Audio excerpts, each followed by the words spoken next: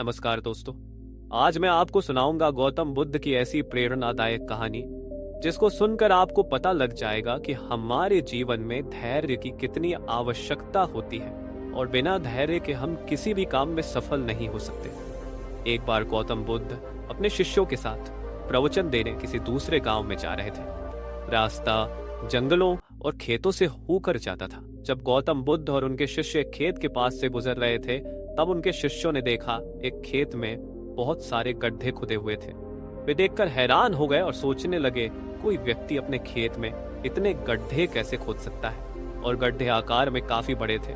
सब इसी सोच में थे, लेकिन गौतम बुद्ध का प्रिय शिष्य आनंद उनके पास गया और बोला, गुरुजी, एक ही खेत में इतने गड्ढे किसी ने क्यों खोदे हैं, और वो भी इतने बड़े बड़े। महात्मा बुद्ध खेत की तरफ देखकर मुस्कुराए और खेत की तरफ हाथ करते हुए कहा कि इस खेत का किसान अपने खेत में कुआं खोदना चाहता था, इसलिए वह गड्ढा खोद रहा था, लेकिन उसे पानी नहीं मिला। उसने कुछ दिन मेहनत की, फिर उसका धैर्य टूट गया और उसे लगने लगा कि यहाँ पर पानी नहीं है।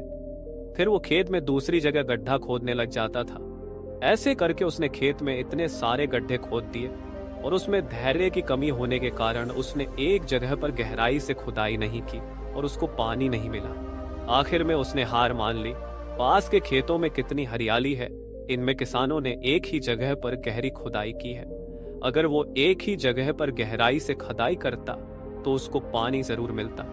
महात्मा बुद्ध की ये बातें सुनकर शिष्यों को समझ में आया कि हमारे जीवन में धैर्य कितना जरूरी है। तो दोस्तों, जीवन में धैर्य और निरंतरता बहुत जरूरी है। अगर हम हर काम को ऐसे ही अधूरा छोड़ देंगे तो हमें कभी भी सफलता प्राप्त नहीं होगी और जीवन में हमेशा भटकते ही रह जाएंगे। इसीलिए जो भी काम करो पूरी लगन और धैर्य के साथ करो, किसी भी काम को अधूरा मत छोड़ो।